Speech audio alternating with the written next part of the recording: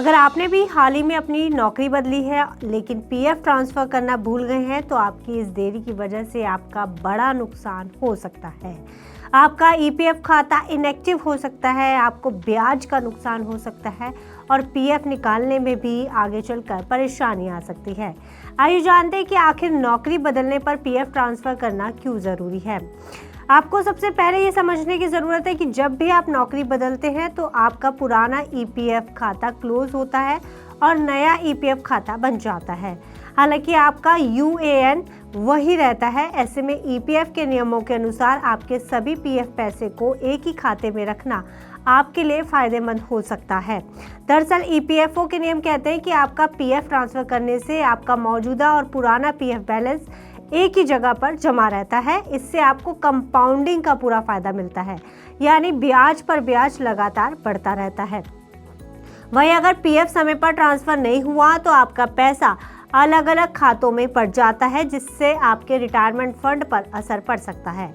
EPF को सबसे सुरक्षित और बेहतर रिटर्न देने वाले निवेशों में से एक माना जाता है, क्योंकि इसमें हर साल ब्याज मिलता है। और मौजूदा ब्याज दर की बात करें तो इस समय पीएफ पर मिलने वाली ब्याज दर 8.25% है और वह ब्याज पर ब्याज मिलता है, यानी कंपाउंडिंग का फायदा। उदाहरण के लिए अगर आपने 15 से 20 साल एक ही पीएफ खाते में पैसा रखा तो कंपाउंडिंग के कारण आपका जो फंड है बहुत तेजी से बढ़ सकता है।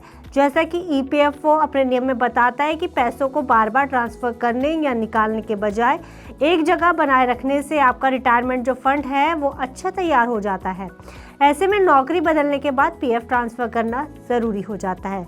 जब आप नौकरी बदलते हैं तो आपका नया एम्प्लॉयर आपके ईपीएफ में योगदान देना शुरू कर देता है, लेकिन अगर आपने पुराने खाते को नए खाते में जल्दी ट्रांसफ़र नहीं किया तो पुराना ईपीएफ खाता 36 महीनों तक ही एक्टिव रहता है।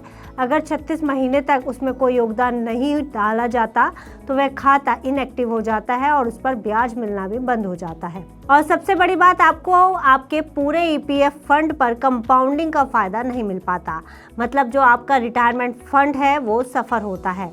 इसलिए ईपीएफओ का मानना है कि अगर आप पीएफ को ट्रांसफ़र करते हैं तो ये आपकी पूरी सेविंग्स को एक जगह बनाए रखता है, जिससे जो आपका रिटायरमेंट फंड है वो बढ़ता रहता है। ईपीएफओ की नई सुविधा के अनुसार अब आप ये अपडेट भी आसानी से कर सकते हैं। पहले ईपीएफ में डेट ऑफ ज्वाइनिंग और डेट ऑफ एग्जिट डालने के लिए आपको अपने पुरानी कंपनी की मदद लेनी पड़ती थी, लेकिन अब ईपीएफओ ने इसमें बड़े बदलाव किए हैं। अब आप बिना किसी डॉक्यूमेंट के सिर्फ यूएएन और आधार लिंक मोबाइल पर ओटीपी से अपनी ज्वाइनिंग डेट और लीविंग डेट खुद अपडेट कर सकते हैं। इसके लिए कंपनी की मंजूरी या फिर किसी डॉक्यूमेंट अपलोड करने की भी जरूरत नहीं पड़ती।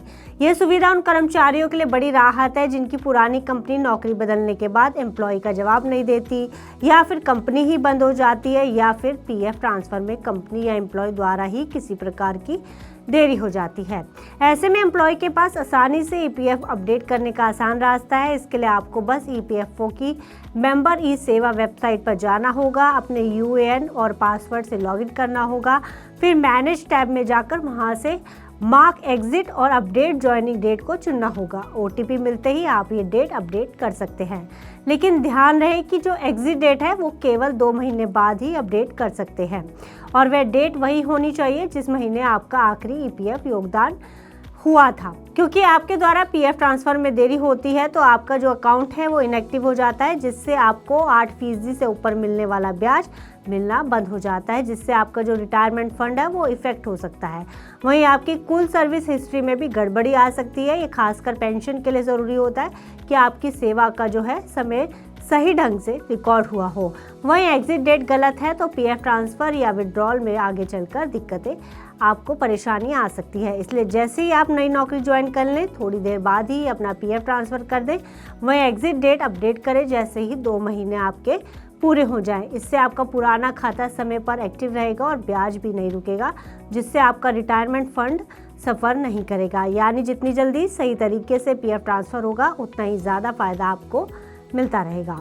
फिलहाल इस खबर में इतना ही। आप बिजनेस से जुड़ी अन्य खबरों के लिए देखते रहिए मनी 9। ग्लोबल संकेतों के दम पर कैसे खुलेंगे हमारे बाजार? क्या कह रही हैं खबरें और ब्रोकरी रिपोर्ट्स? किन शेयरों में बनेगा पैसा? बाजार खुलने के बाद क्या खरीदें, किन शेयरों को करें पोर्टफोलियो से बाहर? कैसा रहा बाजार का दिन भर का कारोबार? कैसे तैयार करें कल के बाजार की स्ट्रैटेजी। इन सब सवालों के जवाब जानिए मेरे साथ ओपनिंग बज और क्लोजिंग बज में इन वक्त पर सिर्फ मनी 9।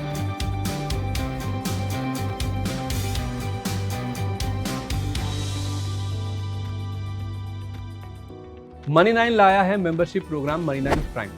अब आपके दिमाग में कई सारे सवाल होंगे, मसलन आखिर क्या है ये मनी 9 प्राइम, आपके लिए यानी दर्शकों के लिए इसके क्या फायदे हैं, और एक बड़ा सवाल ये कि मनी 9 प्राइम से आखिर जुड़ना कैसे है। तो इसकी पूरी जानकारी हम आपको देने जा रहे हैं।